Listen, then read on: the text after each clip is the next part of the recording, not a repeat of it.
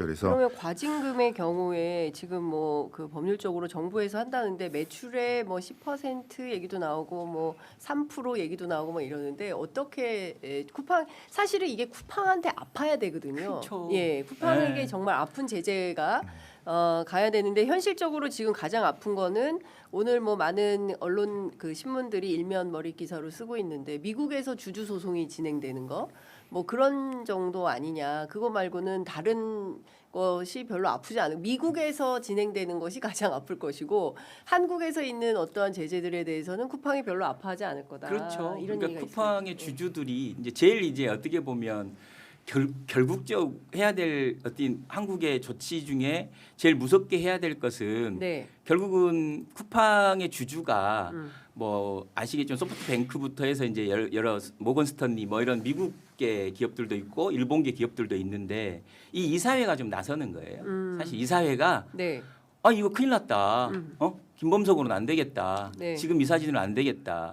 그러니까 지금 보면 그동안 강효승 대표는 법률. 예. 그러니까 그동안 법률적 대응을 하는데 쓰는 돈이 얼마였습니까? 문제만 있으면 뭐 이 쿠팡이 법률적으로 대응해서 네. 뭐 수백억을 쓰고 예. 했었고 그다음에 박대준 대표는 대관 업무 출신이잖아요. 네, 네. 결국은 대관으로 문제를 풀려고 했고 이번에 어찌됐든 외국인 이분은 재정과 회계 중심이에요. 그러니까 제 이제 느낌은 뭐냐면 네. 플랜 B가 가동됐다 이미. 쿠팡 안에서. 그래서 이미 이 대표가 오고 나서 어떤 현상이 있냐면 이 쿠팡이 국내의 기업들과 하겠다고 하는 마케팅을 거의 많이 취소해요. 돈이 필요한 거예요. 돈을 좀 모으자. 네. 왜냐면 아까 얘기했지만 적어도 영업정지를 받게 되면 한 달만 해도 3조 정도가 필요해요. 그냥 날 것으로 보면. 네. 왜냐면 아무것도 벌지 못하는데 3조를 나가야 되거든요. 나갈 돈이 있는 거거든요. 정산을 해줘야 되니까. 그러니까 이제 그게 우리가 이제 제일 아픈 거죠. 우리가 이제 혁신이라고 그러면서 그 플랫폼 같은 데서 독과점이 만들어질 때 그걸 방치했던 거에 후과를 지금 보고 있는 맞습니다. 거예요. 예. 뭐 하다못해 문재인 정부도 쿠팡을 뭐 혁신기업 그러면서 엄청 띄웠어요. 키워줬거든요. 예. 그래서 그때도 이제 그 플랫폼이라는 게 이제 특색이 독과점화되는 거거든요. 네. 1등과 2등의 격차도 엄청 예. 크고 네. 1등이 거의 시장의 뭐 60% 70%를 다 장악하는 패턴이기 때문에 네, 네. 그런 독과점 문제에 대응하자 그래서 이제 플랫폼 독과점 규제법도 만들고 네. 또 그게 아니래도 개별 거래에 있어서 이제 불공정이 지금처럼 이제 그 정산 주기를 뭐 바로 다른 데 같은 경우는 일주일 만에 다 정산을 해주는데 네. 45일, 60일씩 길게 한 것도 쿠팡이 제일 먼저 했거든요. 맞습니다. 티맵프가 뒤에 따라한 것이었고 그럼 이제 그런 시장 교란 행위가 있을 때 그런 것들을 좀 정부가, 규제할 수 있는 예. 온라인 플랫폼 거래 공정화법을 만들자고 그랬었는데 만들었습니다. 결국 이제 문재인 정부가 시간만 끌다가 못 만들었고 윤석열 정부는 안 만들겠다고 예. 그랬고 이재명 정부는 이제 막 만들려고 그랬는데 미국의 통상 압력 때문에 이제 못 만들고 또 시간이 지금 많이 와서 이제는 이제 예. 그 온라인 플랫폼 거래 공정화법만큼 꼭 만들자 그래서 예. 지금 이제 어떻게 보면 좀 정부와 협의한 그런 예. 법안들을 지금 막 추진을 하고 있는 이제 그런 상황입니다. 근데 이런 거를 안 만들어 놓고 대비를 못 하다 보니까 이런 문제가 생겼을 때 맞습니다. 또 독과점 기업이 막 그렇잖아요. 뭐 그럼 우리 어떻게 할 거야? 영업 정지 시키면 소비자들은 어떻게 할 거야? 소상공인은 어떻게 할 거야? 근데 뭐 딱히 대책이 없는 대책도 이제 없고. 이런 문제에 직면한 것이어서 그러니까 진짜 뭐 심각하네요. 짧은 기간 안에 해결할 문제는 아니고 오랜 예. 기간 누적된 문제를 해결해야 되기 때문에 이제 예.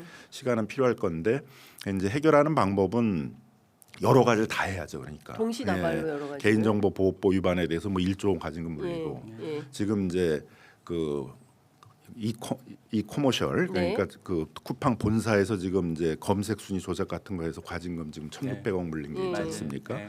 그것만 있는 게 아니라 지금 쿠팡 이츠 이건 또 예. 배달앱 시장에서 예. 음식 배달하는 그 배달앱 시장에서도 이제 그 가격을 통제한 거예요. 그러니까 어떻게 보면 수수료가 엄청 이제 비싸고 배달비까지 전가되니까 예. 그 배달 음식을 그 영업을 하는 입장에서 보게 되면 매장 음식보다 그 더 배달 비싸요. 음식 쪽을 좀 가격을 높여야 되잖아요. 근데 가격을 높이지 못하고 가격. 이제 그 쿠팡이 따르는 가격 정책을 따라라 따라야 그래서 되고. 이제 그걸 최대우라고 이렇게 네. 전문용어로 하는데요. 그거 위반으로도 지금 이제 과징금을 맞아야 될 상황입니다. 예. 근데 쿠팡이 또 거기 가서 할 때는 공정에다가 소비자들이나 예. 그 소상공인들에 대해서 이렇게 그 피해를 보상해 줄 테니까 과징금을 때리지 말고 동의 의결로 해주십시오. 그래서 지금 과징금을 때리지 않고 동의 의결로 이렇게 좀 동의 해놓은 의결이 뭐예요, 어머님? 동의 의결? 그러니까 이제 피해자나 이런 사람들이 아. 동의해 주면은 과징금을 물리지 않고 그냥 해결하는 것인데 예. 그렇게 해서 지금 민사로 합의네. 예. 유보를 이제 해놓고 있는 예, 거죠. 근데 예. 뭐 지금 이제 이 상황이 이렇게 되면은 공정위 입장에서도 그걸 어떻게 과징금을 안 물리고 지금 그냥 쿠팡이 그 피해 예. 소비자나 뭐 피해 중소상인들에게 대해서 보상을 하게 되면은 이제 네. 뭐 봐주기로 한다, 과징금을 안 물기로 한다 이런 건 하긴 어렵잖아요. 그죠? 네, 네. 그러니까 또 이제 그쪽에도 과징금을 물릴 게 있고, 그다음에 택배도 지금 이제 뭐 사회적 합의를 가동해서 하고 있습니다만은 원래 사회적 합의를 2021년에 과로사 방지를 한 것에 대해서 이행하기로 했는데 이제 이행하지 않는 것들이 있거든요. 네, 네. 그러니까 예를 들면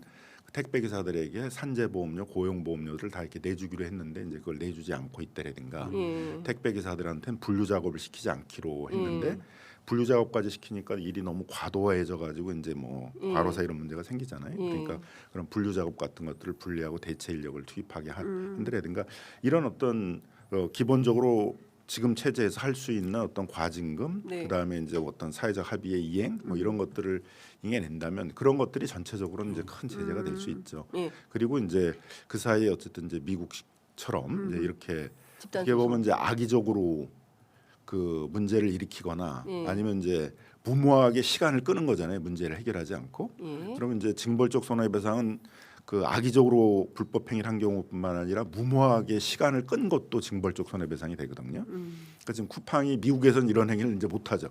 그렇게 해야 되면 이제 징벌적 손해배상으로 뭐 10배, 뭐 100배까지 손해배상을 물리니까 기업이 문을 닫을 수도 있거든요. 근데 우리는 지금 그런 제도가 없다 보니까 전형적인 이제 그렇죠. 버티기, 무모하게 시간 끌기 이제 그 영어의 이제 이 영문 그 영어로 따지면 레클리스라고 얘기하는 그 무모하게 시간 끌기 전략을 써서 미국식으로 따지면 전형적인 이제 징벌적 손해배상 대상이 되는 행위들을 한국에서는 한국에서. 버젓이 하고 있잖아요. 그러니까 예. 이제 그런 걸 제재하기 위한 이제 징벌적 손해배상제도, 뭐 집단소송제도, 네.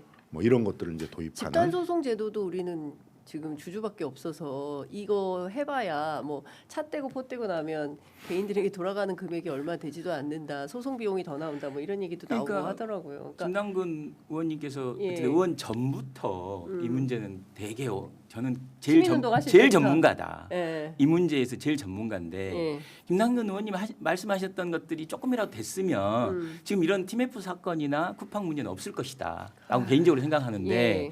저는 아까 의원님 과징금 우리나라 과징금 중에 진짜 최대 과징금이 1,600억이었어요. 쿠팡에 매겨진 과징금이 상당히 의미가 있었는데 근데 그것이 쿠팡한테 아팠냐라고 물으면 쿠팡은 그냥 내버리고 말았거든요. 근데 이제 소송도 하고 있어요. 예. 지금도 예. 제가 알기로는 예. 지금도 그거와 관련 부당하는 소송은 했는데 내긴 냈어요. 돈을. 근데 그만큼 어떻게 보면 아프지 않다. 그러니까 예를 들면 보안에 들이는 비용에 비해서 이런 과징금이든 뭔가 내는 비용이 낮다고 생각하면 기업은 그냥 내버리는 거예요. 네. 벌금 그러니까- 내고 차라리 버티는 게 낫다. 그렇죠. 그러다 보니 한국 정부를 굉장히 우습게 알고. 우습게 알고 무시하는 거죠 지금. 국회 나와서 하는 태도 보니까 진짜 너무 심각하더라고요. 그리고 지금 여기 아까 관세 협정까지 이제 맞물려 있다 보니까 네. 이 친구들이 완전히 그냥 그 소프트뱅크 이게 최대 주주거든요. 17% 정도 가지고 있는. 네. 이건 공시를 안 해요. 그리고 미국 그 주주만 공시를 하는 거예요. 그러면서 이 로비 그 미국은 로비법이 공식적으로 있잖아요. 네네네. 그러니까 로비 활동에 대해서 보고를 하게 돼 있어요. 네. 그래서 이제 이번에 언론에서 그걸 이제 쭉 봤더니 150억이나 쓰고. 봤더니 미국 정부한테 가갖고 예. 이제 그런 얘기 하는 거예요. 우리는 예. 미국 회사다, 예. 부당하다, 압박하는 거죠 한국 정부를. 그러니까요. 근데 이번에 요런 하나 사건이 생기면 요란하게 얘기를 하다가 언론도 또 그러니까. 금방 다 잊어먹어요. 저도 그게 큰 그러면은 문제인데. 이제 또 이참에 이제 온라인 플랫폼 뭐 독과점규제법도 시작해서 네. 온라인 플랫폼 거래 공정화법도 다 만들고 해서 네. 이런 문제를 근본적으로 해결 해결하자. 대책을 하자. 집단소송법을 만들자. 징벌적 손해배상 제도를 만들자. 그다음에 이제 뭐 이런 입증 책임을 완화하기 위해서 한국형 이제 디스커버리 제도를 만들자 하는데 네. 그러고 나서 또 이제 한 몇 달 지나면 또 다른 해결을 이슈가. 안 하는 근데 이거를 이 관행을 사실은 이제 국회에서 사실 해결을 해주셔야 되거든요. 그렇죠. 그러니까 국민들은 일상생활을 하기 때문에 잘 그걸 꼼꼼히 챙겨서 오늘 왜 이거 안 했어, 내일도 왜 이거 안 했어 이렇게 사실 최근하기에는 대한민국 워낙 이슈가 많아서 많이 이제 말밀려 있는 것 같아요. 근데 예. 국회는 이제 아무래도 예. 그 정쟁적 이슈를 많이 쫓아가다 보니까 네. 내란제, 전남 재판부 뭐 이런 민생 거는 이제 최우선 관심을 아닙니까? 쭉 민생. 관심 그런 쪽으로 또 쫙 여론이 또 예. 분위기를 몰아가면 이제 뭐 그런 걸 우선적으로 처리하자 그러고 이제 뭐 또 온라인 이게 플랫폼 후순위로 밀리면 안 될 것 후순위로 같습니다. 밀리고 예. 근데 뭐 사실 집단소송법 다 후순위로 밀리고 그러면 안 될 입법이 것 어려운 같아요. 거죠. 김남근 의원님을 중심으로 해서 이게 선순위로 가도록 저희 취재 편의점이 적극적으로 보도를 하겠습니다.